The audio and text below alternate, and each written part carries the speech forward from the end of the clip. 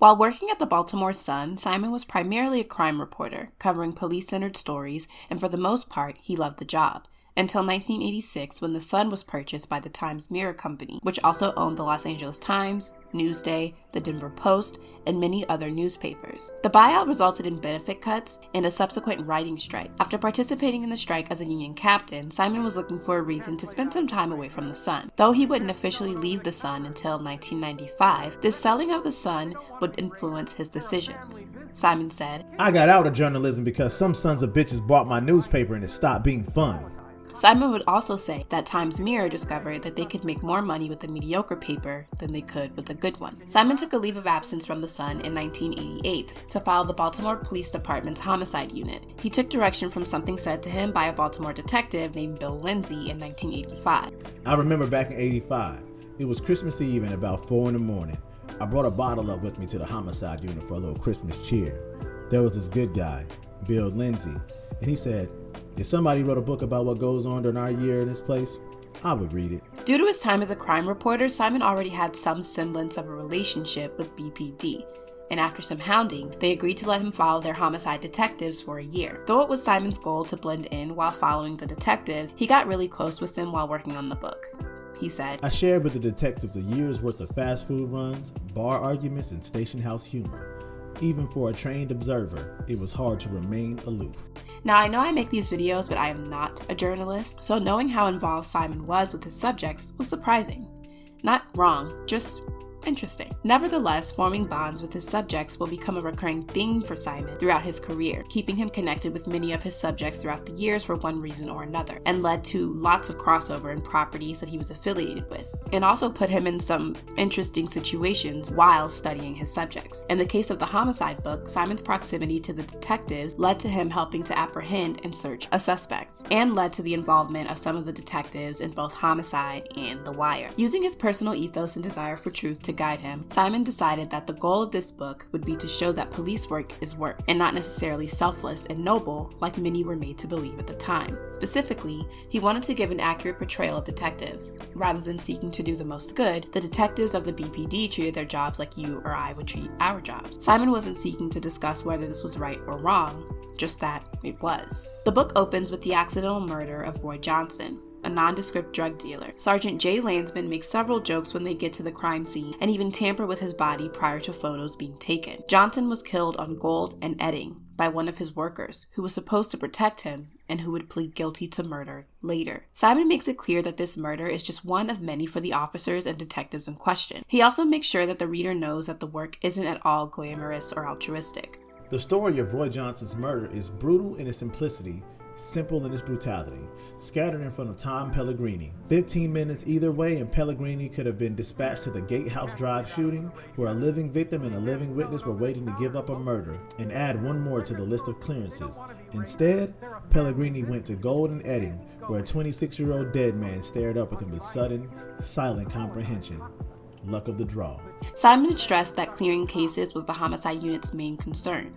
There's a saying they use in reference to clearing cases. First they're red, then they're green, then they're black. When the cases come in, they're written on the board in red. While working to solve the cases, the detectives would often go into overtime, so green, and when the case was solved, it was rewritten on the board in black. After the cases were cleared, they didn't matter anymore. Consider the fact that a case is regarded to be cleared whether it arrives at the grand jury or not, as long as someone is locked up, whether for a week, for a month, or a lifetime. That murder is down. If the charges are dropped at the arraignment for lack of evidence, if the grand jury refuses to indict, if the prosecutor decides to dismiss the case or place it on the inactive or STEP docket, the murder is nonetheless carried to the books as a solved crime. Remember this when we talk about The Wire. Simon also made sure to stress that the desk work was often just as important as solving the crime itself. Murders come and go in this town, but God forbid you should forget to write the correct mileage on your activity sheet. Or worse yet, forget to note the parking space so that the next man spends 15 minutes walking up and down the headquarters garage. In his dedication to realism, Simon adopts the lexicon of his subjects. For example, red ball murders are considered murders that matter, meaning that they draw a lot of media coverage and political attention. The BPD would always assign more resources to these cases. Another term used is citizen or taxpayer, which refers to those that are not touts, dealers, addicts, or otherwise involved in crime. Remember this lexicon thing when we talk about The Corner, but specifically when we discuss The Wire. Homicide, A Year of Killing on the Streets, was published in June of 1991, and the Houghton Mifflin Harcourt publishers saw big potential in Simon's book and wanted to push it as a television series. Based on my experience in publishing, your agent will have a television and/or film rights department that will help pitch your books to studios for you, but this is successful for less than 1% of books. So the fact that Simon was able to do this successfully twice is huge. The show was picked up by NBC in 1993 and featured several characters based on the detectives that Simon followed. For example, Detective Frank Pemberton, portrayed by Andre Braugher,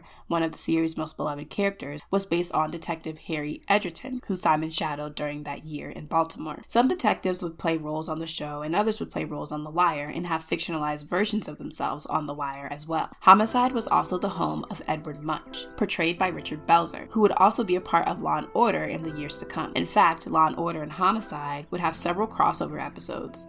Other important characters included Lieutenant Al Jardello, portrayed by the late great Yaphet Kotto, Kay Howard, the only female detective in the Homicide unit at the start of the show, Mildred Lewis, Tim Bayliss, Steve Corsetti, Bo Felton, and many others. We'll talk a little more about Howard later. Even though Simon wouldn't be directly involved with the production of the show until season 3, the show operated in a fashion similar to the book. The detectives were focused on solving but mostly clearing cases. When he did get to work with production, Simon would say, "That's like the greatest lie, I think, in dramatic TV is the cop who stands over a body and pulls up the sheet and mutters, damn, and looks down sadly. I mean, to a real homicide detective, it's just a day's work."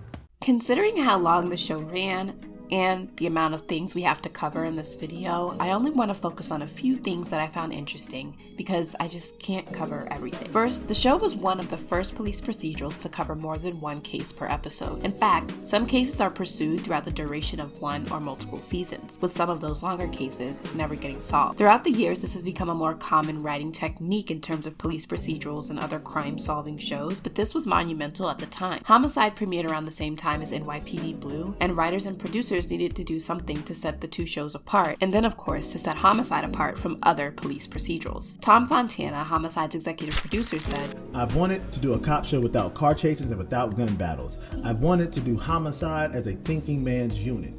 And so the minute Leviston said that, I said that's impossible. I have to be a part of this." At times, the Homicide writing and production team was pressured into exploring love, closing cases, etc. by station executives, but they pushed back against this as much as they could in favor of taking more risks in terms of their storylines and character interactions. Doing things this way kept their writing from being too formulaic. They also often based their cases on real cases that they'd either learned about from Simon's book or from actual detectives. Executive producer Tom Fontana asks James Yoshimura to pitch the group an idea based on a documentary Yoshimura saw on cable television.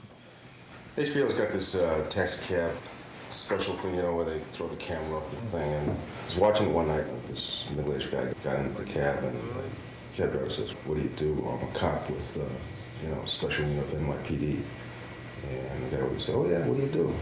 So I would respond to like hostage situations and bank robberies. And Sure you could tell some stories. I forget it. The cab driver says, "Come on, Tom, what's the worst thing you ever saw?" I mean, I've seen every conceivable way a person could die. I've seen. Really? Numerous times. What was the most, upsetting thing you ever saw?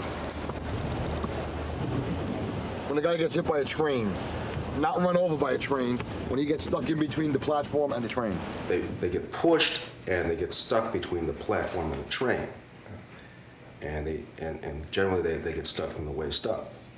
It spins you around like this, okay? And you're stuck like this. All twisted up. You're all twisted up. Oh, God. Now what happens is, when I push that train off your body, the bottom part of your leg spins back this way, and all your guts fall down, and you die in less than a minute, you're dead. Many cases are actually put into the show almost verbatim to how Simon wrote them in the book. I'll show you an example in a little bit. Due to how quickly and spontaneous the shows were written and filmed, the actors didn't get very much, if any, rehearsal time. This show was also well regarded because of its use of jump cuts to up a scene's intensity, to move through time quickly, or to replay a specific moment. Other than that, the show focused more on realism and even used music very sparingly so that it didn't undercut that realism. The most most unrealistic part of the show, in my opinion, is how quickly the court proceedings move, or how quickly detectives go from investigating a crime to a person being charged and sentenced. But court is mostly boring and menial to the layperson, so I understand. If you want more information about the way filming and editing work for this show, check out Anatomy of a Homicide, a behind-the-scenes documentary on the episode The Accident, though they call it The Subway, during production.